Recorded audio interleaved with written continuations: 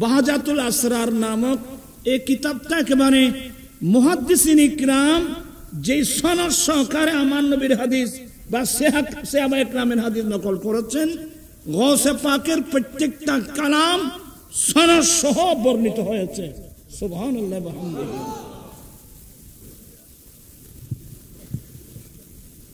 আমার মায়েরা, আমার দয়াল নবীর হাদিস উম্মত চন্দ্রমাস কোন মাস 29-এ যায় আর কোন মাস 30-এ যায়। উম্মত শাবান চাঁদের 29 তারিখ যেদিন হবে, তোমরা আকাশে রমজানুল মুবারকে চাঁদ উদয় হয়েছে কিনা দেখবা। ছোটবেলার কথা এখনো মনে পড়ে। আমরা ছোটরা এই 8, 9, 10 বছরের ছেলে আসরের নামাজের পর থেকে পরেই সবাই কেউ ঘরে ছাদের উপর উঠতাম, কে গাছের উপর উঠতাম, খার আগে কে রমজান শরীফের চাঁদ দেখে। একটা প্রতিযোগিতা ছিল। এই মোহাব্বত কিন্তু, কথা বলছেন না কেন, এই মোহাব্বত এখন কিন্তু আমি এটা নিয়ে অনেক গবেষণা করেছি। ইন্না ইদ্দাতাশ শুহুরি ইনদাল্লাহি 12 শাহরান, আল্লাহর কাছে মাসের হিসাব হলো 12টা মাস, কিন্তু কোন মাসের চাঁদ উদয় হয়েছে কিনা এই জিনিসটা মানুষ এইভাবে দেখেন নাই যেভাবে রমজান শরীফের মাস দেখছেন। কারণ একটা কারণ হলো রমজানুল মুবারকের মাস এমন একটা মাস যে মাসের চাঁদ উদয় হওয়ার সাথে সাথে 7 আসমানের দরওয়াজা, 8 জান্নাতের দরওয়াজা, সমস্ত রহমতের দরওয়াজা একসাথে খুলে দেওয়া হয়। চিৎকার দিয়ে বলুন না সুবহানাল্লাহ। ইজা দাখালা রমাদান ফুতিহাত আবওয়াবুস সামা, পুনরায় আসমানের দরওয়াজা খুলে দেওয়া হয়, রহমতের দরওয়াজা খুলে দেওয়া হয়, জান্নাতের দরওয়াজাগুলো একসাথে খুলে দেওয়া হয়। তো যাই হোক, দেরি হয়ে যাবে। বলতে চাচ্ছিলাম, গিলানের মানুষ, গিলান একটা ফারস্যে, ইরানের একটা শহর। গৌসে পাকের মাতৃভাষা ফার্সি, খাজা গরিব নওয়াজের মাতৃভাষা ফার্সি। খাজা গরিব নওয়াজ গৌসে পাকের আপন শাশ্বত বোনের ছেলে, বাগিনা। কথা বুঝছেন? এদের ভাষা, গৌসে পাকের বাড়ি হলো গিলান, আরবিতে বললে হয় জিলান। আর গরিব নওয়াজের বাড়ি সঞ্জিস্তান বা সঞ্জর। সবগুলো কিন্তু ফারসি, মাতৃভাষা ফারসি। গিলানের মানুষ আকাশে চাঁদ দেখতেছিলেন, অনেক চেষ্টা করা হলো, চাঁদ কেউ দেখে নাই। এরপরও মানুষ এই আশা নিয়ে তারাবির নামাজও পড়লেন, সেহরিও খেলেন। হয়তো আগামীকাল আমরা ঘর থেকে বের হলে নিশ্চয় কোনো না কোনো সাক্ষী তো পাওয়া যাবে। আর যদি সাক্ষী পাওয়াই না যায়, আমরা 30 তারিখ পূর্ণ করে রমজান শরীফে রোজা রাখবো। সবাই রোজা রাখছেন। সকাল বেলায় বের হলেন, যাকে যেখানে পায় আসসালামু আলাইকুম, ওয়ালাইকুম আসসালাম, কেফাল হাল, বাস নিয়ম অনুযায়ী জিজ্ঞাসা করা হচ্ছে, ভাই রোজা রাখছেন? হ্যাঁ রাখছি তো। চাঁদ দেখছেন? বলে দেখি নেই। আপনি? বলে আমি তো রোজা রাখছি, আমিও চাঁদ দেখি নেই। এখন কি করা যায়? কেউ দেখে নেই। হাতে গাতে বাজারে যেখানে গিয়েছেন, রোজা কিন্তু সবাই রাখছে, চাঁদ কিন্তু কেউ দেখে নেই। তো অনেকে বলে, তাহলে আমার নবীর হাদিস মোতাবেক 30 তারিখ পূর্ণ করে আমরা কি রাখবো? রোজা রাখবো। এখন আমরা খেয়ে ফেলি। তো কয়েকজন বয়স্ক মানুষ, অভিজ্ঞ মানুষ বলেন, না না এখন রোজা নষ্ট করো না। আমাদের দেশে, আমাদের এলাকায় একজন জবরদস্ত আল্লাহর ওলি আছে, আবু সালে মুসা জঙ্গি দোস্ত রহমতুল্লাহ আলাইহি। ওনার কাছে যাই, দেখি উনি কি বলেন। তো বাইরে থেকে আসসালামু আলাইকুম, উনি ঘরের ভিতর থেকে উত্তর দিলেন ওয়ালাইকুম আসসালাম ওয়া রাহমাতুল্লাহি ওয়া বারাকাতুহু বলে দরজা খুলে বের হলেন। আসেন আসেন, আপনারা আসেন, ঘরে আসেন। জি চাচা, আপনারা কি জন্যে? বলে হুজুর আমি তো রোজা রাখছি। আপনি? বলে আমি তো রোজা রাখলাম। হুজুর আপনি চাঁদ দেখছেন? বলেন না। বলে আমরাও তো দেখি নেই। এখন তো আজকে তো কেউ যখন চাঁদ দেখি নেই, আমার নবীর হাদিস তো 30 তারিখ পূর্ণ করে কি রাখো। তা আমরা চাচ্ছি আমরা রোজাটা খুলে ফেলবো। হযরতে গাউসে পাকের আব্বা আবু সালেহ মুসা জঙ্গিদুস রাহমাতুল্লাহ আলাইহি বলেন, না না, আপনারা রোজা ভাঙবেন না। আমার দৃঢ় বিশ্বাস গতকাল গিলান শহরের আকাশে পবিত্র রমজানুল মুবারকের চাঁদ উদয় হয়েছে। হুজুর কিভাবে বললেন? বলে গতকাল আমার ঘরে এমন একজন ছেলে জন্ম নিয়েছে, ওনার নাম আব্দুল কাদের। উনি জন্মের পরে মায়ের পিস্তান থেকে দুধ পান করেছে, কিন্তু সুবহ সাদেক থেকে আমার আব্দুল কাদের মায়ের দুধ পান করা বন্ধ করে দিয়েছে। আজীব মামলা। উম্মুল খায়ের ফাতেমা গৌসে পাকের আম্মি জান বলছেন, আমি গোটা মাস পরীক্ষা করেছি, কোন সময় আকাশ মেঘাচ্ছন্ন হলে, ইফতারের টাইম হয়েছে কিনা সন্দেহ হলে, আমাদের তো কোনো গড়ি ছিল না, আমি আব্দুল কাদের কামার পিস্তানের সাথে মুখ লাগিয়ে দিতাম। আমার ছেলে যদি দুধ পান করত, আমরা নিশ্চিত বুঝতাম ইফতারের টাইম হয়েছে। যদি আব্দুল কাদের দুধ পান না করত,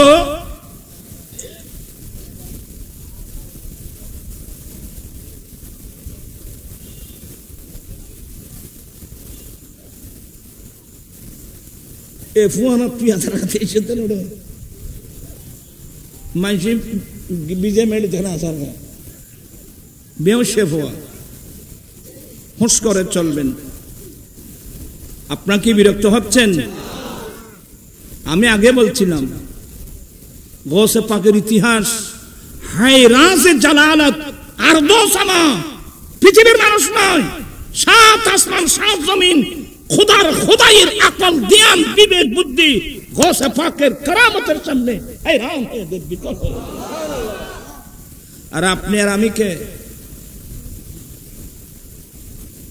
তারপর আমার ভাইরা দিয়েছেন ওনার এলম তলবের যে ঘটনা, আলোচনা কিন্তু অনেক লম্বা।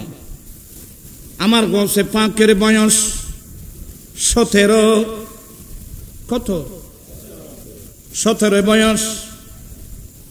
ও গিলানের একজন মানুষ হাল চালাচ্ছে, আলসন ন বুঝে না, দুঃখত আছি রাঙ্গুনিয়ার মানুষ কেন আল ন বুঝে? একজন বয়স্ক মানুষ কি চালাচ্ছেন? হাল চালাচ্ছেন। তো ওই দেশে তো দান না, ওই দেশে আছে গমের শ্বাস। আমার গৌসে পাক বয়স তখন 17। তো ওনার অন্তরে চাচ্ছে দেখে আমি একটু হাল চালাই। আর দেশের মধ্যে হাল চন্ন বুঝো না, আর তিথি ইন আজকের বল জানতো না,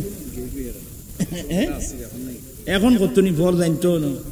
এর হতে হয়, তিথি হতে হয়, ব হতে হয়, ফান্নাই নি তারা না পারে। আর ভর্তি ফান্নাই কিন ভাই গরু কিন্তু এর ব তিথি বুঝে, কিন্তু আর মানুষ হলো না বুঝেছি, আমরা চিনি না। আর উত্তর করলে দোনে যার কি, দোন করলে উত্তর যার কি। আল্লাহ হেদায়েত নসিব করুক। মনে কষ্ট নেবেন না আপনারা, আমি কিছু মজাক করে কথা বলি আর কি, আর বলবো না, রাত গভীর হচ্ছে। আমার গৌসে পাক যখন ওই নাঙ্গল ধরে হাল চালাবেন, পর আর্মি কে শোনা ইকে কাজা চালাইবে, এবে কির যুগ কন্যা পারে না তোমারা, এগুলো আধুনিক যুগ।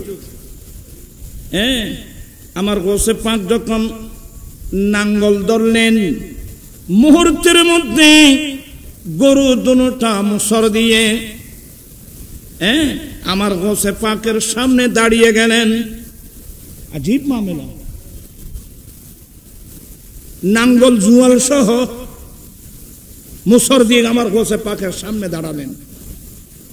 নম্র, মুখের মধ্যে আরবি ভাষা, মা লিহাজা খুলিকতা ওয়ালা বিহাজা উমিরতা ইয়া মুবারক। है बरकतमय चले আপনাকে কাজের জন্য বানানো হয় নাই, এই কাজের নির্দেশও দেওয়া হয় নাই। গরু যখন আরবি ভাষায় গৌসে পাকের সাথে কথা বলছেন, আমার গৌসে পাক বলেন, আমার ভয় এসে গেল, এমন দৌড় দিলাম, এক দৌড়ে গিয়ে আমি আমার ঘরের ছাদের উপর দাঁড়িয়ে গেলাম। আমি আমার ঘরের ছাদের উপর দাঁড়িয়ে গেলাম। আমি যখন আমার গিলান শহরের ঘরের ছাদের উপর দাঁড়ালাম, আমি ঘরের ছাদের উপর থেকে ডাইরেক্ট মক্কায়ে মুআজ্জামার ঐতিহাসিক ময়দান, আমি আরাফাতের মাঠ দেখতেছিলাম।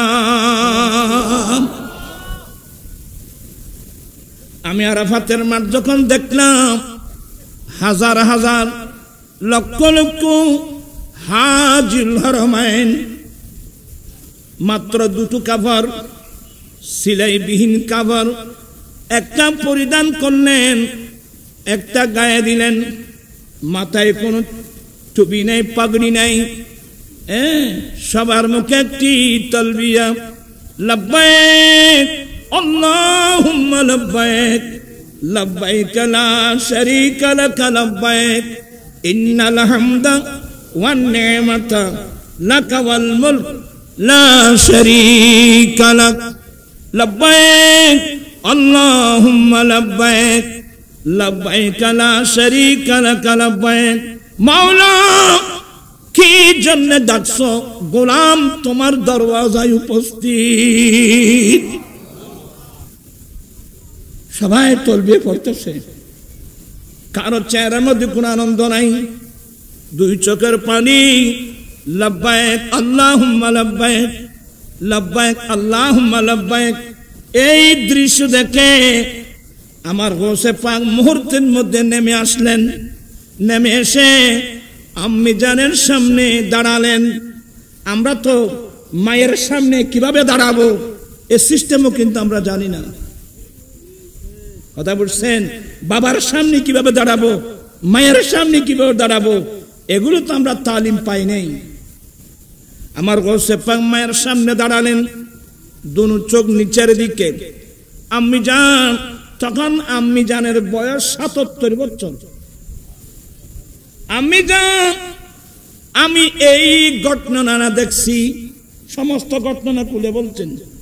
আম্মি জান, আমি এখন সিদ্ধান্ত নিলাম, এখন আমি গিলান শহরে থাকবো না। শরীয়তের ইলম, তরিকতের ইলম, মারফতের ইলম হাসিল করার জন্য, আল্লাহর আরেফিনদের সাথে সাক্ষাৎ করার জন্য, যারা আল্লাহকে চিনে, যারা আমার আল্লাহকে চিনে, যারা আল্লাহর ইরফানিয়ত হাসিল করেছে, এমন বান্দার সান্নিধ্যে আমি চলে যাব।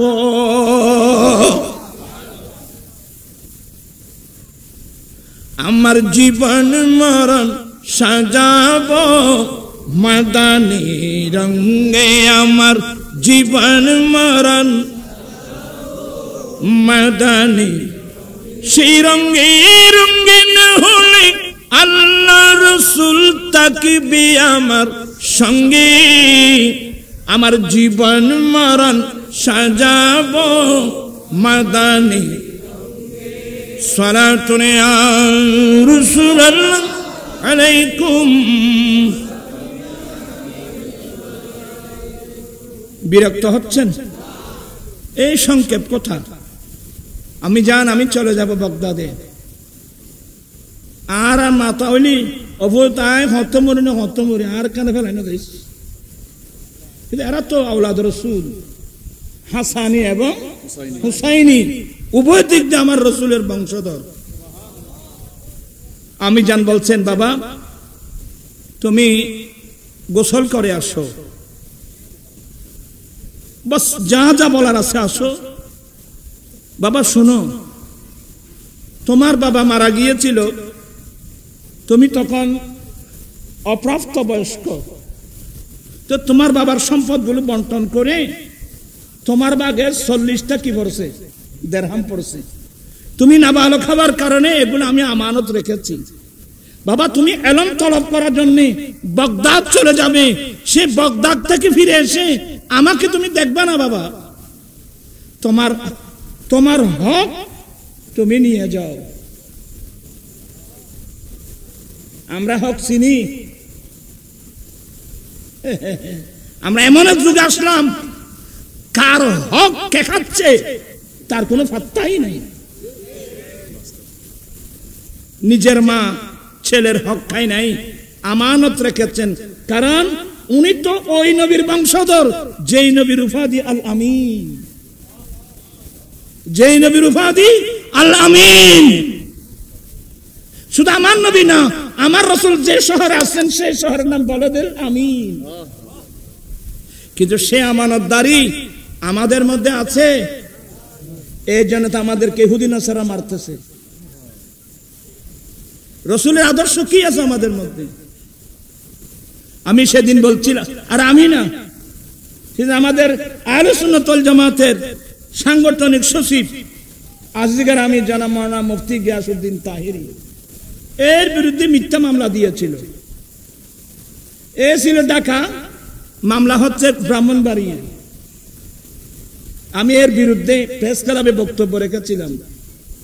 আমার রাসূল বলছেন আয়াতুল মুনাফিকের সালাসা, যারা বিশ্বাসঘাতক, যারা মুনাফিক তাদের চিহ্ন তিনটি: কথা বলতে মিথ্যা বলা, ওয়াদা ভঙ্গ করা, আমানত খেয়ানত করা। এগুলো সাধারণ পাবলিক না, যে মামলা করেছে নাকি হেফাজতে ইসলামের কিংবা আমির। আমি তাদের নাম বলে আমার মুখ খারাপ করতে চাই না।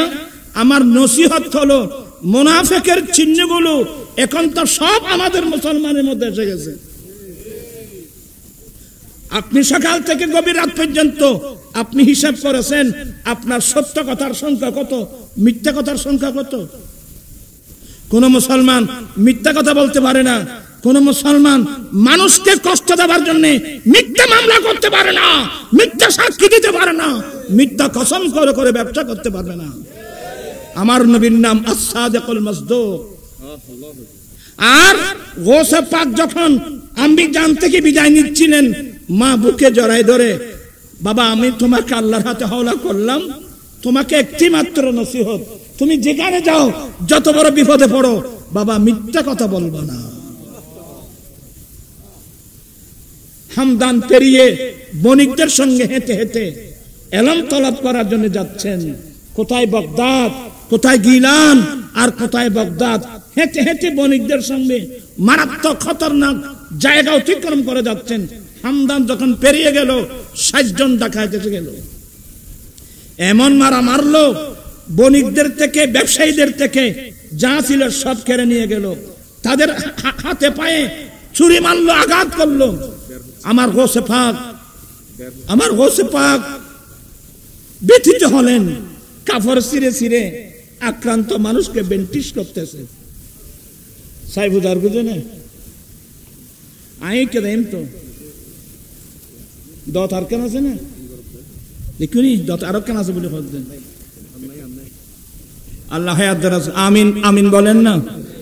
আচ্ছা যাই হোক, আপনারা কি আমার কথার লাইনে আছেন? আমার ভাইয়েরা, একজন ডাকাত ওনার কাছে জিজ্ঞাসা করলেন, আর্মি কে সোনা হওয়া সাইব হইবে তোরা প্রতিদিন দেখতে বেলা দিবি, আর্মি কে কেন তোমার কাছে কি আছে? বলে আমার কাছে 40টা দেরহাম আছে। সে বিশ্বাস করে নাই, এই বয়সের ছেলের কাছে 40টা দেরহাম কোত্থেকে থাকবে, চিন্তা ইয়ে করে নাই। এরা পাহাড়ের উপর চলে গেল। ডাকাতের যিনি সর্দার, ওনার নাম কিন্তু আমার নবীর নামের নাম আহমদ, বয়স কিন্তু বরাবর 60 বছর। তো বাগবাটোয়ারা করতেছে, সব নিয়েছে তো, হ্যাঁ স্যার, স্যার হয় না, স্যার হয় না, বস হয়, সব নিয়েছি। বলে একজন ছেলে আমি বিশ্বাস করি নাই, তার কাছে নাকি 40টা দেরহাম আছে। দৌড় দে। যখন দেখতেছে আমার গৌসে পাক আর হইলে তো গোস্ত মারিয়ে দিতাম যে দূর, কিন্তু আমার ইনি তো আওলাদ রাসূল, নবীর বংশধর, উনি আক্রান্ত মানুষের পাশে বসে বসে কাপড় ছিঁড়ে ছিঁড়ে বেন্টিশ করতেছেন। এ বলে, এ ভাই এইদিকে আসেন, আমাদের স্যার তোমাকে ডাকতেছে। আমার গোসে পাক, বয়স মাত্র 17, চেহারার মধ্যে কোনো ভয় বলতে কিছু নাই। কারণ যারা আল্লাহকে ভয় করে এরা পৃথিবীর কোনো মানুষকে ভয় করে না। আমরা মানুষকে ভয় করি কারণ আমাদের ভিতরে আল্লাহর ভয় নেই। আমার ভাইয়েরা গেলেন, উনি করে তো ডাকাতের সর্দার বলছে, এ ছেলে তোমার কাছে কি আছে? আরে বললাম না আমার কাছে 40টা দিরহাম আছে। কই? এই তো আমির আম্মাজান বগলের নিচে সেলাই করে দিয়েছে। যখন বের করলেন বরাবর কয়টা? 40টা। তো ডাকাতের সর্দার বলছে, দে, আচ্ছা তুমি মিথ্যা বলো নাই কেন? সবার মনোযোগ। বলছে তুমি মিথ্যা বলো নাই কেন? বলি কি আমি মিথ্যা বলবো? আমি ঘর থেকে বের হওয়ার সময় আমার আম্মি জান আমাকে জানাই ধরে একটি মাত্র নসিহত করেছেন, বাবা আব্দুল কাদের, যেখানে যাও যত বড় বিপদের সম্মুখীন হও সাবধান, কোনদিন মিথ্যা কথা বলবা না। আমার আম্মি জান নিষেধ করছে মিথ্যা কথা না বলার জন্য, আমি কিভাবে মিথ্যা বলবো? গৌসে পাকের কালাম এমন ভাবে ডাকাতের অন্তরে আঘাত করল। আয় আল্লাহ, অল্প বয়সের একজন ছেলে, মা নিষেধ করেছে, এটা রক্ষার জন্য এত বড় বিপদে পড়েও মিথ্যা কথা বলল না। আর আমরা, আমার বয়স 60 বছর, এই 60 বছর পর্যন্ত আমরা কিভাবে আল্লাহ এবং আল্লাহর রাসূলের নাফরমানি করে চললাম? 2 চোখের অন্তরের চক্ষু খুলে গেছে। আমরা যে এখন অন্তর চক্ষু খুলে নাই, তো অন্তর চক্ষু খুলেছে, তরবারি ফেলে দিলাম। হুজুর আব্দুল কাদের, তরবারি ফেলে দিলাম, আমাকে তওবা পড়ায় দেন। ডাকাতের সর্দারের অবস্থা দেখে আর 59 জন ডাকাত যেগুলো তার শিষ্য, এরা বলে ইনি আমাদেরকে ডাকাতি শিক্ষা দিয়েছেন, তো হুজুর যখন, স্যার যখন অস্ত্র ফেলে দিয়েছে, আমরা কেন সে অস্ত্র রাখবো? আমরা চলে একসাথে তওবা করব। একটা সত্য কথার কারণে 7 জন ডাকাত একসাথে অস্ত্র ফেলে তওবা করে স্বাভাবিক জীবনে ফিরে আসছে, তাই না? 7 জন সবাই আল্লাহর ওলি হয়ে গেছেন। চিৎকার দিয়ে বলুন না সুবহানাল্লাহ। আজকের মাহফিল থেকে আমি এটা নিয়ে অনেক গবেষণা করেছি যে আমি জানি নসিহতটা কেন করলেন। তালাশ করতে করতে করতে হাদিস পাকে পেয়ে গেলাম, আমার রাসূল বলছেন সমস্ত গুনাহের মূল হলো মিথ্যা বলা। সমস্ত গুনাহের মূল কি? আমি আজকে আপনি সিদ্ধান্ত নেন, আমি এখন থেকে মৃত্যুকাল পর্যন্ত প্রয়োজন আমি ফাঁসির কাস্টে যাব, আমি একটা মিথ্যা কথা বলবো না, আপনার গোটা জীবন ঠিক হয়ে যাবে।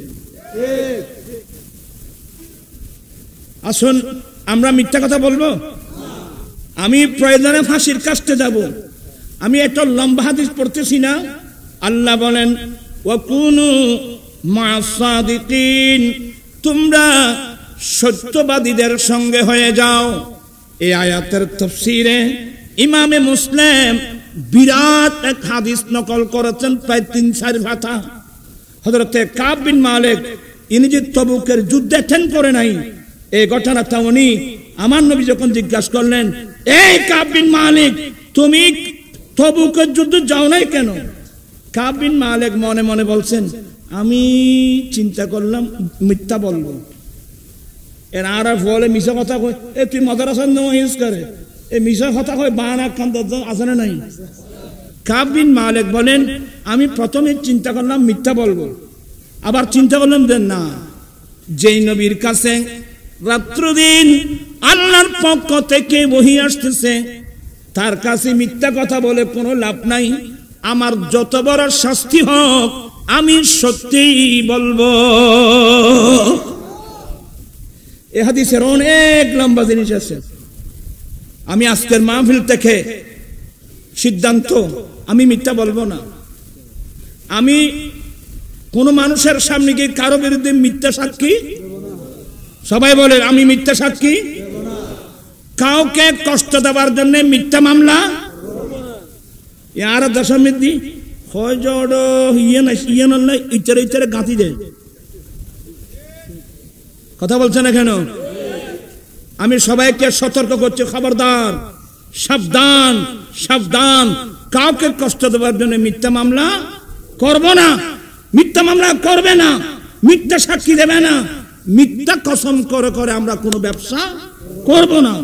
আমরা যাই বলবো, আমরা চাই কি সত্য বলতে চাই কি চাই না? দুই হাত উঠাই বলতে আমরা সত্য বলতে চাই কি চাই না? আল্লাহু আকবার।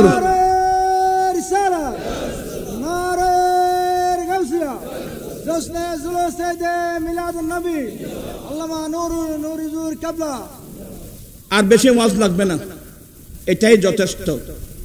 আমার গৌসে পাক, আমার গৌসে পাকের এগুলো দেখে 60 জন ডাকাতি ছেড়ে দিয়ে স্বাভাবিক জীবনে আসলো, 60 জন জবরদস্ত আল্লাহর ওলি হয়ে গেল।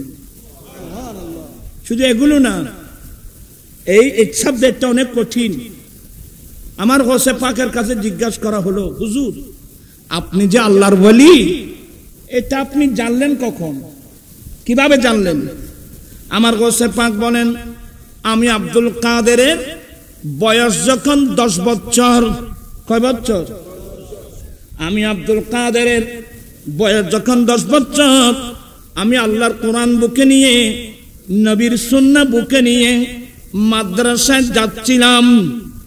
আমি ঘর থেকে বের হওয়ার সাথে দেখলাম আমার ডানে বামে আল্লাহর নূরি জগতের ফেরেশতা। আজকের মাহফিলে যারা আসছেন আপনারা, আমরা আমাদের মূল্য কত আমরা জানি না। আমার নবীর হাদিস শুনুন। আপনারা যারা আসছেন, আমরা যারা আসছি, সবাই তালেবে ইলম। আমাদের মর্যাদা এমন বাড়ছে, আল্লাহর নূরি জগতের ফেরেশতারা আপনার চলার পথে নূরানি ডানা বিছাই দিয়েছে। এই মসলাগুলো যদি আমরা জানতাম, আমরা ছেলেদেরকে মাদ্রাসায় পাঠাতাম। আমার গৌসে পাক বলেন, আমার বয়স কয় বছর? 10 বছর। ঘর থেকে বের হলাম, কোথায় যাবে? ইতারাবেন না মাথা তো, কোথায় যাবে? মাদ্রাসায়। কোন মাদ্রাসা? যেখানে আল্লাহর কিতাব পড়ানো হয়, যেখানে আমার দয়াল নবীর রাসূলের হাদিস শরীফ পড়ানো হয়।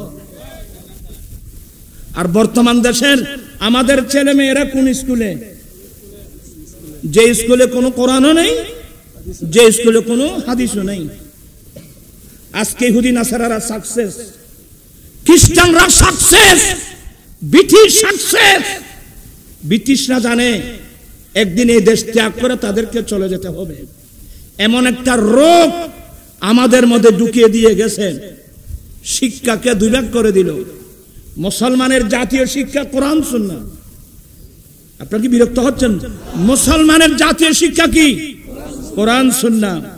ইহুদি নাসারারা জানে যে যতদিন মুসলমান কোরআন সুন্নাহ বুকে ধারণ করে থাকবে, এই মুসলমানকে কাবু করা তাদের পক্ষে কি হবে না, সম্ভব হবে না।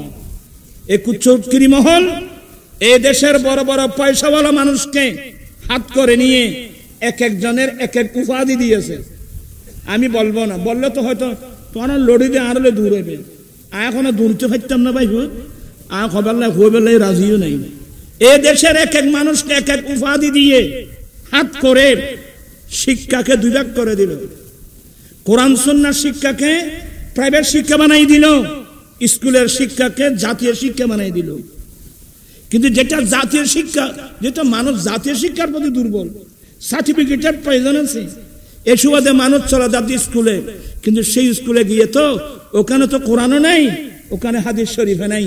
এই সিস্টেমে অধিকাংশ মুসলমানের হাত থেকে কোরআন সুন্নাহকে দূরে সরাই ফেলতে ইহুদি নাসারারা সক্ষম হয়েছে। গৌসে পাক যে কোরআন সুন্নাহর জ্ঞান অর্জন করে এত বড় পাওয়ারফুল হয়েছিল, আজকে সে কোরআন তো মুসলমানের হাতে নাই। কত সুন্দর সুন্দর বাড়িঘর বানছেন আমার ছেলেরা, আমার ভাইয়েরা, কিন্তু সেই ঘরের মধ্যে কোরআনের তেলাওয়াত আছে? এনে ফাঁকা বান্ধু দিয়ে বাড়ি বাই হই 3 কোটি টাকা 5 কোটি খরচ করি, জিগ জিগ জিগ জিগ করে, সেই ঘরের মধ্যে কোরআনের তেলাওয়াত আছে? তোর ঘর এর 2 অফিসের কোনো দাম নেই। যে ঘরে কোরআনের তেলাওয়াত নাই সেই ঘরের কোনো মূল্য নাই। আপনি যত বড় কোটিপতি হন, আপনার ঘরে কোরআনের তেলাওয়াত নাই, আপনি মুসলিম? আপনি মুসলিম? কোরআন শরীফ কই? কোরআনের তেলাওয়াত কই? আমার আম্মি জান আলহামদুলিল্লাহ এখনো আছে, আপনারা দোয়া করবেন আল্লাহ যেন হায়াত দরাজ করেন। মাঝখানে অনেক মারাত্মক অসুস্থ ছিল, আমি মনে ভাবছিলাম চলে যাবে। আলহামদুলিল্লাহ আমার আম্মি জান এখনো কোরআন শরীফ পড়ে, চোখের চশমা লাগে না। ওজিফা পড়ে, চোখের চশমা লাগে না। আমি জান আমাদেরকে তাহাজ্জুদের নামাজ পড়তেন, আর আজান দিলে আমাদেরকে ডেকে দিতেন, এই উঠো ফজর আজান হয়েছে মসজিদে যাও। আমরা কোনোদিন ফজরের সময় বিছানায় থাকতে পারি নাই, আমি তো আমাদের কোথায় দিয়েছি। আমরা মসজিদে যেতাম, মসজিদের ওই সময় তো বর্তমান পরিবেশ ছিল না। মসজিদের দরওয়াজা পানির হোজ থাকতো, অনেক সময় পানির হাউজের মধ্যে পানি ভর্তি করে দিতাম, পরিষ্কার করে দিতাম। এখন তো সে সিস্টেম নেই। আমরা ফজরের নামাজ পড়ে যখন বাড়িতে ফিরতাম, আমাদের পাড়ার মুসলিম পাড়ার মহিলারা ফজরের নামাজ পড়ে গুনগুন গুনগুন করে কোরআন তেলাওয়াত করত। বাবা এই আওয়াজ এখন আছে? কথা বলছেন না কেন? ফলা তো বয়ান্নু একবার মাস্টার্স ফার্স কোরআন শরীফ পড়ি জানে। আমরা কত বড় নিমক খারাম, কিয়ামতের মাঠে নবীর সামনে এই মুখ আমরা দেখাতে পারবো? উম্মত আমি আসার সময় তোমাদেরকে কি বলে এসেছিলাম? ওয়ানা তারিকুম ফিকুম মুসতাকিনাইন, আমি যাচ্ছি উম্মত, আমি তোমাদেরকে তো শূন্য হাতে রেখে যাচ্ছি না, খালি হাতে রেখে যাচ্ছি না, আমি তোমাদের কাছে মহামূল্যবান 2টো সম্পদ রেখে যাচ্ছি। এই 2 সম্পদকে আঁকড়িয়ে ধরলে তোমরা কখনো পথভ্রষ্ট হবে না। 1 নম্বর আল্লাহর কিতাব, আফজালুহুমা কিতাবুল্লাহ তাআলা। 1 নম্বর আল্লাহর কিতাব, ফিহিল হুদা ওয়ান নূর। এই কিতাবের মধ্যে তোমাদের হেদায়েত, তোমরা তোমাদের ব্যক্তিগত জীবন, পারিবারিক জীবন, সমাজ জীবন, রাষ্ট্র জীবন, সমাজনীতি, অর্থনীতি, রাষ্ট্রনীতি, রাজনীতি, শিক্ষানীতি, বাণিজ্য নীতি, পররাষ্ট্রনীতি, জন্মলগ্ন থেকে মৃত্যুকাল পর্যন্ত তোমরা কি করবা, যাবতীয় বিষয়ে কোরআন তোমাদেরকে গাইড করবে। রাসূল কোরআন শরীফ আমাদেরকে দিয়ে গেলেন, আমরা কোরআন শরীফ রাখছি। আজকের মাহফিল থেকে আমি অনুরোধ জানাবো, থারিয়ানের বড় দুঃখিত আছি ভাই, আমার বক্তব্য শেষ না, উনি বয়স্ক মানুষ, মুরব্বী মানুষ, গ্লাসত গড়ি হত অবাস আসা ধর এলে বোতলত গড়ি পানি না খাই, এই গ্লাসত লৈ পানি খাই না, গ্লাস আপনার কোনো কেউ বোতলত গড়ি পানি না খাইবে, এত তো আর বোতলি বোতলি গ্লাসে করে পানি খাবেন, এটা আমার রসুলে সুন্নাত। খুব সতর্ক আপনারা, রাত তো বেশি গিয়ে তো কথা শেষ হইতো না। আমার আমার ভাইয়েরা, আমার গৌসে পাক বলেন, আমি যখন কোরআন নিয়ে নবীর সুন্নাহ বুকে নিয়ে ঘর থেকে বের হলাম, আমি দেখলাম আমার ডানে এবং বামে আল্লাহর নূরি জগতের ফেরেশতা। দেখেন আমার গৌসে পাক খোফালের চোখে ফেরেশতা দেখছেন 10 বছর বয়সে। কখন? যখন কোরআন হাদিস বুকে নিয়ে মাদ্রাসায় যাচ্ছিলেন। হ্যাঁ হ্যাঁ হ্যাঁ, আজকে আমাদের কি পরিবেশ সৃষ্টি হয়ে গেল, কোথায় কোরআন শরীফ, কোথায় হাদিস শরীফ। আমার আল্লাহ কোরআনে বলছেন, আর রহমান আল্লামাল কোরআন, রহমান কোরআন শিক্ষা দিয়েছেন, অর্থাৎ আল্লাহর নবীকে কোরআন শিক্ষা দিয়েছেন। আর আমার রাসূল কোরআন শিখে বলছেন, আনা মদিনাতুল ইলমে ওয়া আলিয়ুম বাবুহা, আমি নবী জ্ঞানের শহর, এই শহরের দরওয়াজা আলী। আনা দারুল হিকমতে ওয়া আলিয়ুম বাবুহা। এই হাদিসগুলো নিয়ে অনেক আল হাদিস অনেক চিল্লাচিল্লি করছে, এরা তো কিতাব চোখে দেখেও নাই। সেদিন আমি একটা কিতাবের নাম বলছি, বাহারুল আসানিদ। বাহারুল আসানিদ এই হাদিসের কিতাব, যেই কিতাবের মধ্যে 1 লক্ষ সনদান হাদিস আছে। এই কিতাব চোখে দেখছেন কোনদিন? এগুলোর বরাত আমি অনেক কিতাবের মধ্যে পেয়েছি। এই বিষয়ের উপর অনেক যথেষ্ট আলোচনা হয়েছে। আমাদেরকে বলতে আমাদের ছেলেরাই যথেষ্ট, কি বলেন? এগুলোর জবাব দেন আমাদের ছেলেরা। আরেকটা কিতাব পড়বেন যদি তাকে, এটার নাম ফাতহুল মালিকিল আলী। ফাতহুল মালিকিল আলী এই কিতাবটা পড়বেন, প্রায় 300 পৃষ্ঠার কাছাকাছি এই কিতাবটা। যে কিতাব থেকে আমাদের বড় বড় আকাবিররা পর্যন্ত হাদিস নকল করেছেন। ইনশাআল্লাহ আমি অন্য সময় আশা করি প্রয়োজন হবে না এই হাদিস নিয়ে। আনা মদিনাতুল ইলমে ওয়া আলিম বাবুহা, আনা দারুল হিকমতে ওয়া আলিম বাবুহা, এটার জন্য লাইভে আসা যদি দরকার মনে হয় আসবো ইনশাআল্লাহ। আশা করি প্রয়োজন নাই, প্রয়োজন আছে মনে করলে আমি কিন্তু আসবো। তো যাই হোক, অনেক কিতাব রয়ে গেছে। সেদিন আমাদের ভাই, এখন আমরা আহলে সুন্নাত ওয়াল জামাতের গোটা প্রকাশনা বিভাগের সম্পাদক আজকের আমি জানাব মাওলানা শহীদুল্লাহ বাহার, ওনাকে ধন্যবাদ জানাচ্ছি, মোবারকবাদ জানাচ্ছি, দোয়া জানাচ্ছি। আল্লাহ যেন তার ইলম আমল হায়াতের মধ্যে আল্লাহ আর কোটি কোটি বরকত দান করেন, সুন্নি জামাতের পক্ষে যেন কাজ করতে পারেন। সেই যেগুলো দিয়েছেন এগুলো যথেষ্ট। আশা করি এর আর প্রয়োজন আছে বলে আমি মনে করি না। যদি কেউ মনে করে তখন দেখা যাবে। আমাদের কাছে যে যতগুলো হাদিস সহিহ হাদিস রয়েছে এরা কিতাবের নামও জানবে না। তো যাই হোক, আমি যে কথাগুলো বললাম, আমার রাসূল বলছেন আমি জ্ঞানের শহর, আমি ইলমের শহর। কি ভুল হলো? আচ্ছা, এই হাদিসটা কোরআন বিরোধী হাদিস আমি রেখে দিলাম, এই কথাটি কোরআন বিরোধী? আল্লাহ ডাইরেক্ট বলেন আর রহমান আল্লামাল কোরআন, অপরায়তে বলছেন তিবিয়ানান লিকুল্লি শাই। কোরআন এটা এমন একটা কিতাব যে কিতাবের মধ্যে সৃষ্টির শুরু থেকে শেষ পর্যন্ত প্রত্যেক কিছুর বিস্তারিত বর্ণনা এই কিতাবের মধ্যে আছে। আপনারা শিক্ষিত মানুষ যারা মার্কেটে গেলে একটা বই সংগ্রহ করবেন, বিজ্ঞান না কোরআন, বাই মোহাম্মদ নুর ইসলাম। উনি আপনার মতো ইংরেজি শিক্ষিত মানুষ, উনি বাংলা ইংরেজির পাশাপাশি আল্লাহর কোরআন নিয়ে যখন স্টাডি করলো, সে দেখতে পেল কোরআন শরীফে ফার্স্ট টু লাভ আগা গোড়া বিজ্ঞান। এই বইটার সংরক্ষণ বাই মোহাম্মদ নুর ইসলাম। উনি আরেকটা কিতাব লিখছেন বৈজ্ঞানিক মুহাম্মদ সাল্লাল্লাহু আলাইহি সাল্লাম, বলিয়া নাম্বার 1 2 3 4 বাই মোহাম্মদ নুর ইসলাম। সে এমন কিতাব লিখছেন, আমার নবীর প্রত্যেকটা কথা, আমার নবীর প্রত্যেকটা সুন্নত, ইসলামের প্রত্যেকটা বিধিবিধান বিজ্ঞান সম্মত। কি সম্মত? প্রাণপ্রিয় সাহেবেরা, সেই বিজ্ঞান গৌসে পাকের বুকে ছিল বিদায় সারা পৃথিবী গৌসে পাকের হাতের তালুতে ছিল। আজকে সেই পৃথিবী আমাদের জন্য ছোট হয়ে আসছে বাবা, কারণ আমরা তো সে কোরআন বাদ দিয়ে ফেলছি। এই দেখেন, এখানে মজার কথা আছে। এই আয়াত যখন নাযিল হলো, প্রত্যেক কিছুর বিস্তারিত বর্ণনা এই কিতাবের মধ্যে আছে। আপনারা কি বিরক্ত হচ্ছেন? তো একজন ইহুদি, বড় মারাত্মক, ইহুদিরা বড় মারাত্মক, বলে মুসলমানের কিতাবে নাকি সব কিছু আছে। আচ্ছা, আমি আলীকে বাজাবো, আমি আলীর কাছে যাব, ই মনে মনে ঘর দিয়া বাজক বাহ্য বাকফল বাকশেষ, বুঝো নাকি? সকরা কোবরা মিলিয়ে নতিজা বের করা। এই বলতেছে মুসলমানের কিতাবে সব কিছু আছে।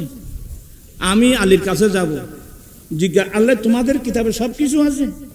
যদি বলে সব কিছু আছে, তো সে মনে মনে বলতেছে যে আমার মুখে তো দাড়ি উঠে নাই। তখন আমি বলবো, দা আলী, আচ্ছা আমার মুখে দাড়ি উঠে নাই কেন? এই তথ্যটা তোমাদের কিতাবে আছে? তো সে এটা জেরি আমার মুখে দাড়ি উঠে নাই কেন? এটা তো মুসলমানের কিতাবে থাকার কথা না। আলী যদি আমাকে এই উত্তর দেয়, হ্যাঁ তোর মুখে দাড়ি উঠে নাই কেন, এটা আমাদের কিতাবে থাকবে কেন? তখন আমি একটা পয়েন্ট পেয়ে যাব, এ তোমাদের কিতাবে সব কিছু নেই। এটা খতর যাবো তখন ভাইপুত ই ইহুদি নয় না ভাইপুত। এতটাই মুসলমানক তুমি মজবুত হন ধরিব, মুসলমানদেরকে মজবুত হতে হবে। এত সহজ না বাবা। এটা ইন ব্যাকিন বানাই যোগ বিয়োগ দি মাওলা আলী শের খোদার কাছে গেল, ঠিক জায়গাত গিয়ে অদ দেখে আলী বলে, কিরে ভাই, বলে আপনাদের কিতাবে নাকি সব কিছু আছে? বলে আসো তো। বলে একেবারে সব কিছু? বলে হ্যাঁ সব কিছু। আচ্ছা আলী, আমি একটা প্রশ্ন করবো। বল করো। আচ্ছা আমার মুখে দাড়ি উঠে নাই কেন, এই তথ্যটা তোমাদের কিতাবে আছে? আচ্ছা আরা তো চলেন, আরা কি হইতেন? মাওলা আলী বলেন, এই ইহুদি তোমার মুখে দাড়ি উঠে নাই কেন, এই তথ্যটা আমাদের কিতাবের মধ্যে আছে। বলি কি, কোথায় আছে?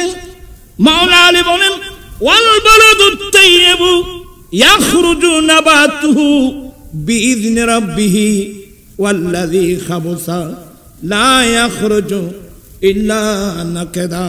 আল্লাহ বলেন, ওই জমিন, যে জমিন উর্বর, সেই জমিন আফান রবের নির্দেশে ভালো ভালো ফসল বের করে দেয়। ওয়াল্লাযী খাবুসা লা ইয়াখরুজু ইল্লা নাকাদা, যেই জমিন খবিস, যেই জমিন অনুর্বর, সুসা ছাড়া বালা ফসল কোনোদিন দেবে না। এইটা তো জমিনের কথা বলছে, আমার কথা কই? এই শোন ইহুদি, আমি আলীর মুখে দেখো তো কতগুলো দাড়ি? বলে না, আপনার মুখে তো অনেক দাড়ি। বলে আমার মুখে অনেক দাড়ি মানে জমিন উর্বর, তো বালা ফসল বের হয়েছে, তুই আস্থা না থাক, তুই অনুর্বর, তুই আস্থা না থাক, এই জন্য তোর মুখে দাড়ি বের হয় নাই। ইহুদিতে এর দুর্দায়ী কি মানে? কোরআন শরীফে নাই এমন কোন জিনিস নাই। ইসলামী ভাইয়েরা, একবার ফারুক আজম রাদিয়াল্লাহু তাআলা আনহু আমার নবীর কাছে পারমিশন, মনোযোগ, আমার নবীর কাছে পারমিশন চেয়েছিলেন। ইয়া রাসূলুল্লাহ, ইনজিল কিতাব এটা তো আল্লাহর একটা কিতাব, যে কিতাবটা আল্লাহ ঈসা আলাইহিস সালামের উপর নাযিল করেছেন। হুজুর, আমি একটা ইনজিল কিতাব পেয়েছি, একটু কি পড়ে দেখতে পারবো? এই কথা বলা মাত্রই আমার নবীর চেহারার রং পরিবর্তন হয়ে গেল। আমার দয়াল নবী, ওমর, তোমার জন্য আল্লাহর কোরআন যথেষ্ট নয় কি? তোমার জন্য আল্লাহর কোরআন যথেষ্ট নয় কি? কি মানি?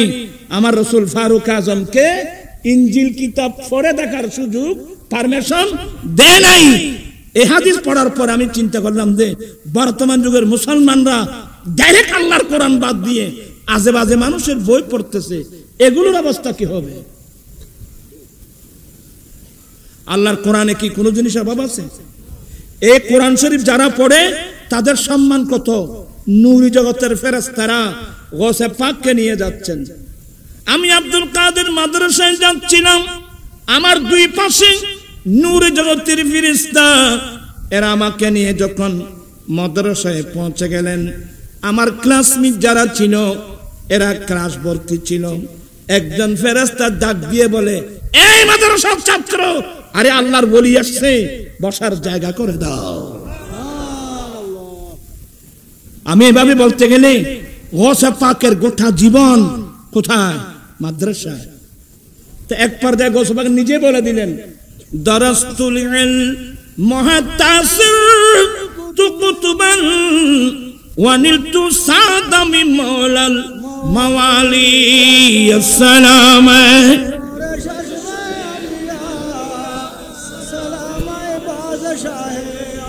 আমার গৌসে পাক বলেন, আমি কোরআন সুন্নাহর জ্ঞান অর্জন করতে করতে করতে করতে আমি কুতুব হয়ে গেছি।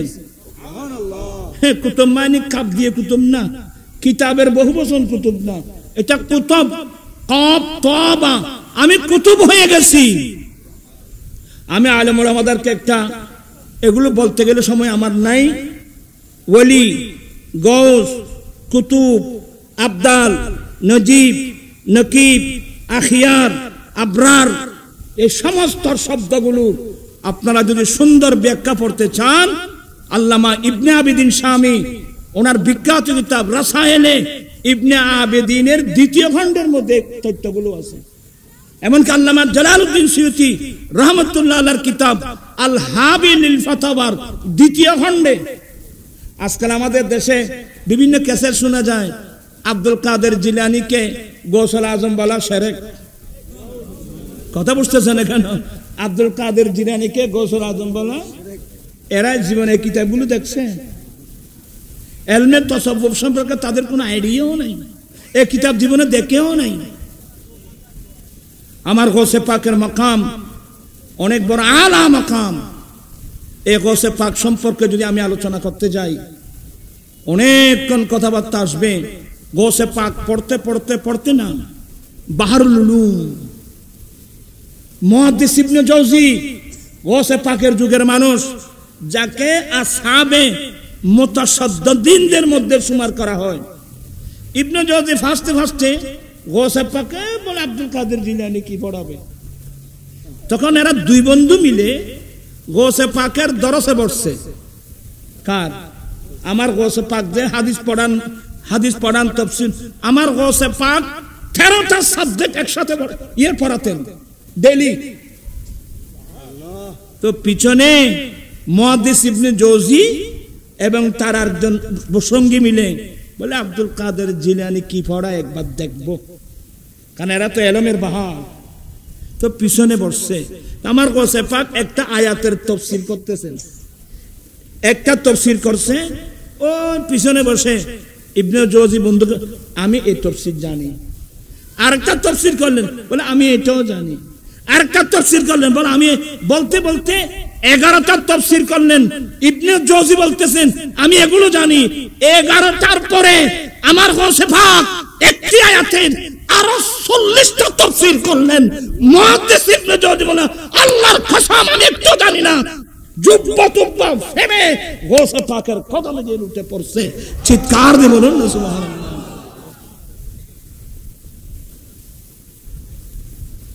বাস ইন্নাল্লাহ ইখতাসসু বিরহমাতিহি মান ইয়াশা। আল্লাহ যারে চায় আল্লাহর খাস রহমত। গৌসে পাকের ইলম আপনারা এমন একটা সাবজেক্ট দিলেন আমাকে। গৌসে পাকের বয়স মাত্র 18। ওনার একজন শেখ হযরত হাম্মাদ দাব্বাস রাদিয়াল্লাহু তাআলা গিলান বাগদাদের জমিনে দিজলা নদী পার হচ্ছিল। কোন নদী? যখনই মাথেনি মানুষ তোরা নরম কিন্তু আয় দেখতো আয় ওদি শিক্ষারাইলে কোনো গইতো অনু। ইনশাআল্লাহ এক সময় আসলে এই বিষয়ের উপর আমি আলোচনা করব। এগুলো অনেক একটা লম্বা সময় লাগবে। আল্লাহ পাক আমাদেরকে গৌসে পাকের উসিলায় আল্লাহ আমাদেরকে, আমাদের ছেলে সন্তানদেরকে, আওলাদদেরকে আল্লাহ ইলমে লুদুন্নি দান করুক, কোরআন সুন্নাহর ইলম দান করুক। আমি আয়াত পড়ছিলাম, সে আয়াতের দিকে যাব না। আল্লাহ তরজমা বলে দিই। আল্লাহ বলেন তোমাদের মধ্যে যারা ঈমান এনেছে, যাদেরকে ইলমে দ্বীন দান করা হয়েছে, এদের অসংখ্য মর্যাদা আল্লাহ বুলন্দ করতে থাকেন। আল্লাহ আমরা সবাইকে সত্যিকার দ্বীনের ইলম অর্জন করার আল্লাহ আমরা সবাইকে তৌফিক দান করুন।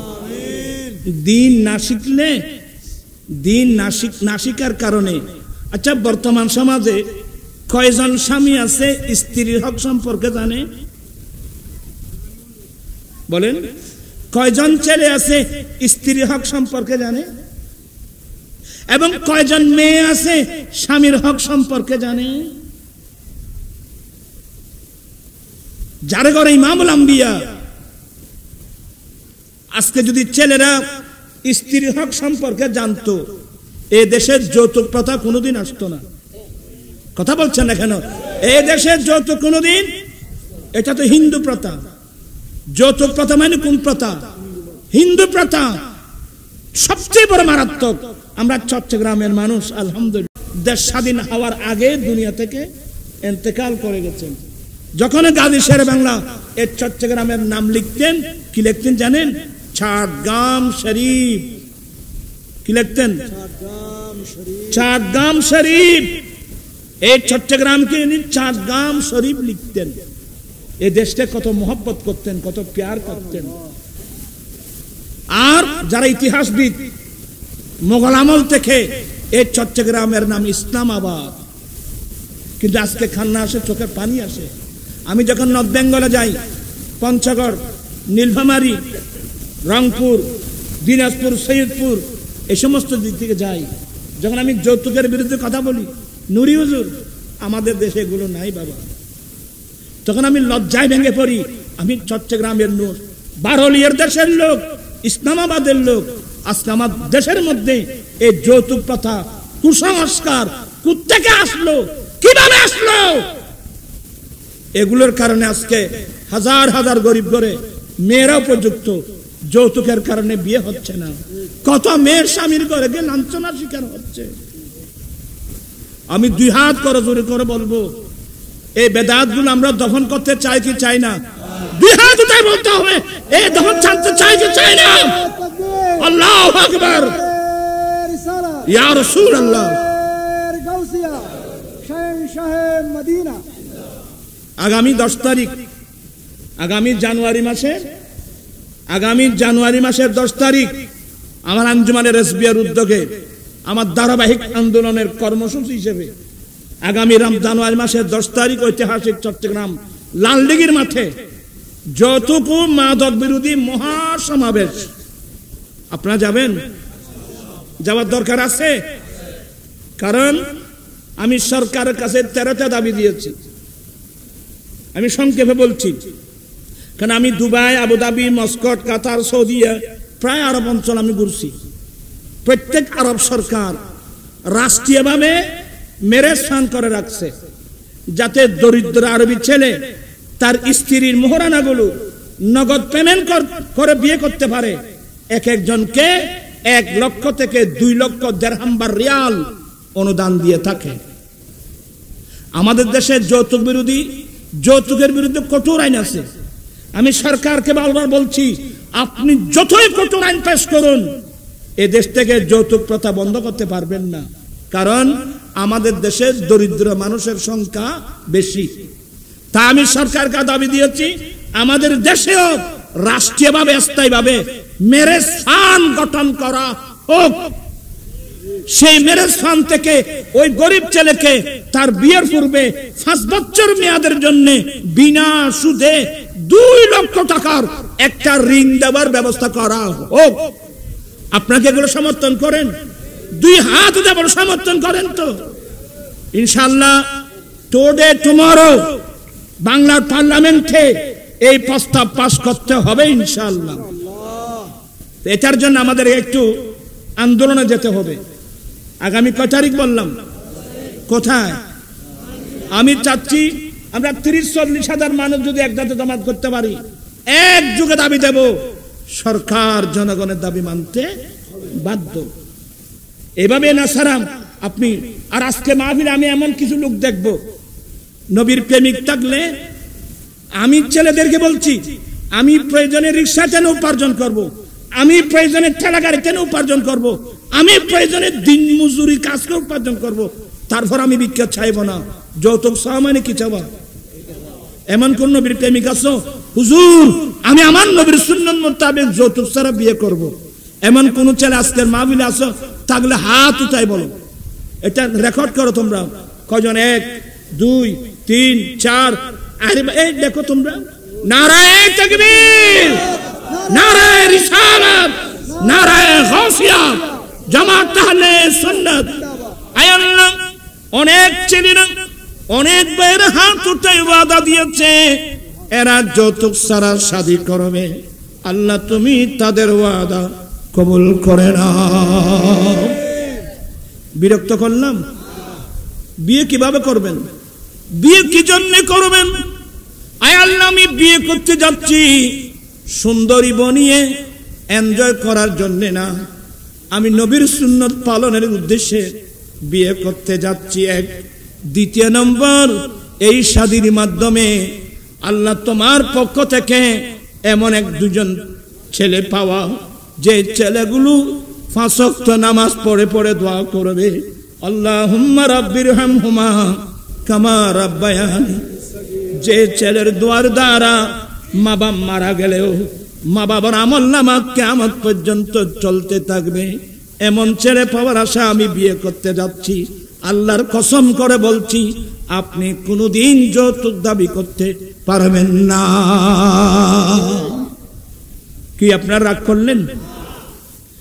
আসলে অনেক কথা আছে, এমনি শুধু ওয়াজ শুনলে কোনো লাভ নাই। একটা একটা আপনাদেরকে সিদ্ধান্ত নিতে হবে। আমি যৌতুক দেব না, আমি যৌতুক নেব না। মাদক আমরা সেবন করব না, আমাদের কোরআন হাদিসে পেয়েছে সারাম্মত, এখন নতুন নতুন নাম ফেন্সিডিল, ইয়াবা, বাবা, এগুলো আসে কোত্থেকে?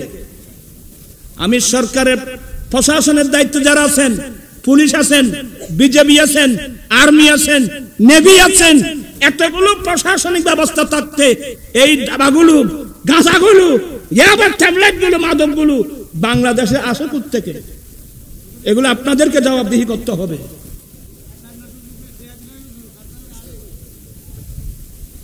আজকে গোটা জাতিকে ধ্বংস করে।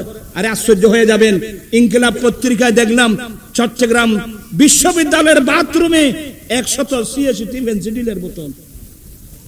এখন আমাদের ছেলে মেয়েরা কোথায় গিয়ে জ্ঞান অর্জন করবে? কিভাবে ওয়াজ করবো? কি বুঝাবো জাতিকে? আমাকে বলেন। আরে বর্তমান কয়েক বছর থেকে দেখতেছি এ দেশের কিছু বড় বড় পয়সাওয়ালা রাস্তার পাশে পাশে স্টেডিয়াম খুলে দিয়েছে, 1 ঘন্টায় 1,500। দেখবেন আপনি সন্ধ্যা থেকে ফজরের নামাজ আজান চলতেছে, ছেলেরা বল খেলতেছে। লেখাপড়া কোথায়? কেন? জাতিকে আপনারা ধ্বংস করে দিচ্ছেন। মরতে না তুই, আমি মরবো, তুমি মরবে। ভাবিয়া করিও কাজ, করিয়া ভাবিও না। আমি আপনাদেরকে অনেক কষ্ট দিয়ে ফেললাম। এই গুনাহগার, এই ফিতনার যুগেও কিছু মানুষকে কোরআন সুন্নাহ শিক্ষা দেওয়ার জন্য এই রাঙ্গুনিয়াতে আমি 2টো মাদ্রাসা করেছি। কোথায়? আমার বাড়ি ফরিদছড়ি, কোথায়? ফদুয়া,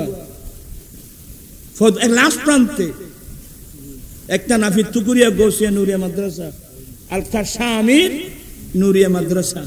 2টো মাদ্রাসা আমি দৌড়তেছি, 2টা না। এই গুনাহগার এই বয়সে প্রায় 30টার কাছাকাছি মাদ্রাসা। আমাকে অনেকে বলে, হুজুর এতগুলো প্রতিষ্ঠান কি জন্য করেন? আমি, আমার কাজটা কি তুমি বলো? উগ্র বিয়ে করেন, 2 সার্গ ফুয়াশা হন, ইনলো জীবন কাটান, ইনলো একটু দেন দুনিয়া। আগের যুগে মাদ্রাসা করা, এই যুগে মাদ্রাসার মধ্যে আকাশ পাতাল বেশ কম। আমার রাসূল বলছেন, মান তামাসসাকা বিসুন্নতি ইনদা ফাসাদ উম্মতি ফালাহু আজরুম মিয়াত শাহীদ। ফিতনা ফাসাদের যুগে যে উম্মত আমি নবীর একটা সুন্নাত মজবুত করে ধরবে, আল্লাহ তাকে 100 শহীদের সওয়াব দান করবেন। চেষ্টা চালিয়ে যাচ্ছি। হেদায়েতের মালিক কে? আমি নই, হেদায়েতের মালিক তো আল্লাহ। তাই আপনারা আগামী কুরুশিয়া শামির নুরিয়া মাদ্রাসার সালানা জলসা কয় তারিখ? একখান কথা ঠিক করি, হতে লাগবে 7 নভেম্বর, আগামী মাসের 7 তারিখ কুরুশিয়া শামির নুরিয়া মাদ্রাসার সালানা জলসা, এবং জানুয়ারির 4 তারিখ নাফিদ তুকুরিয়া গৌসিয়া নুরিয়া সালানা জলসা। আমি 2টা মাদ্রাসার দাওয়াত দিলাম। যাওয়া দরকার আছে? পয়সা দিতে পারেন আর নাই পারেন, সবাই নবীর মাদ্রাসায় চলে যাবেন, বসে থাকবেন। হুজুররা কি কোরআন হাদিস বর্ণনা করে? এসব মাহফিলে গেলে আপনার মন মানসিকতার পরিবর্তন হবে, আপনার চরিত্রের পরিবর্তন হবে, আপনার মন মানসিকতার পরিবর্তন হবে, আমার নবীর দিকে আপনি ধাবিত হবেন। তাই আমি সবাইকে দাওয়াত দিয়ে যাচ্ছি। আর আমাদের আহলে সুন্নাত ওয়াল জামাত এখন ঐক্যবদ্ধ। গতকালকে অনেক কষ্ট করে এই গোটা ক্যাবিনেট, গোটা কমিটিটা আমরা সম্পূর্ণ করেছি, আলহামদুলিল্লাহ। আগামী মাসের 8 তারিখ আমরা ঢাকা অভিষেকের মাধ্যমে আমরা আনুষ্ঠানিক গোটা বাংলাদেশে সুন্নিয়তের কর্মসূচি আমরা ঘোষণা করব। আপনারা সবাই মানতে রাজি আছেন তো? সবাই মানতে রাজি আছেন? তন্মধ্যে একটা কর্মসূচি আসবে, গোটা বাংলাদেশের সুন্নি আল্লাহ সুন্নি জনতা আমরা ঢাকা শহরে আমরা জামায়াত হব এবং প্রমাণ করব এই দেশ বাতিলের দেশ না, এটা সুন্নি জামাতের দেশ। ঠিক না ভাইরা আমার? যেতে পারবেন তো? আমরা বিরাট কর্মসূচি হাতে নিচ্ছি, সহযোগিতা করবেন। আমার লাস্ট বয়স এ সবাইকে ঐক্য করার জন্য আজকে বরাবর 2 বছর। কয় বছর? 2 বছর। আলহামদুলিল্লাহ গোলামের এই ফরিয়াদ আল্লাহর দরবারে কি হয়েছে? কবুল হয়েছে। দীর্ঘদিন পরে আমরা সমস্ত জটিলতা সরিয়ে করে আমরা এক টেবিলে আসতে পেরেছি, আলহামদুলিল্লাহ। গোটা জাতি খুশি, আপনারাও খুশি। আগামীতে যে কোনো কর্মসূচি আসবে আপনারা মানতে রাজি আছেন তো? আমার পাশে যিনি বসা আছেন ইনি ফদুয়ারি, ইনি আহলে সুন্নাত ওয়াল জামাতের সভাপতি। ওনার হাতকে শক্তিশালী করবেন, সমস্ত উলামা ওনার সাথে আছেন। ওনার হাতকে শক্তিশালী করলে ইনশাআল্লাহ ফদুয়ার জমিনে, রাঙ্গুনিয়ার জমিনে আহলে সুন্নাত ওয়াল জামাত অনেক শক্তিশালী হবে। আমি আর কথা বাড়াচ্ছি না, আসলে রাত গভীর, এত গভীর রাত্রে এই আলোচনা করা যায় না। আলোচনার একটা কি আছে, মানুষ কখন প্রাণ ভরে আলোচনা শুনবে এটার একটা সীমা আছে। আমরা যখন 7 ক্লাস পড়াইতাম মাদ্রাসায়, বেশি মধ্যে 60 ঘন্টা পর্যন্ত পেতাম। যখন দুপুরে ছুটি হতো তার বাকি 3 ঘন্টার মধ্যে আসলে মানুষ কতক্ষণ ওয়াজ শুনবে, কতক্ষণ পড়বে এটার একটা সীমা আছে। আল্লাহ পাক দোয়া করবে মাহফিলকে কবুল করুক। আমি এখানে দেখি অত সুন্দর, নিশ্চয় যারা মাহফিল আয়োজন করেছেন এরা সুন্দর মনের অধিকারী। যার অন্তর যদি সুন্দর হয় কাজও কি হবে, সুন্দর হবে। এবং পাশাপাশি একটা নসিহত, আমরা সুন্দর মনে আমার নবীর সুন্নাত মোতাবেক আমরা চলব। এই আহ্বান জানিয়ে সবার সুস্বাস্থ্য, উন্নতি, মঙ্গল কামনা করে বিদায় নিচ্ছি। এখন আমার ভাই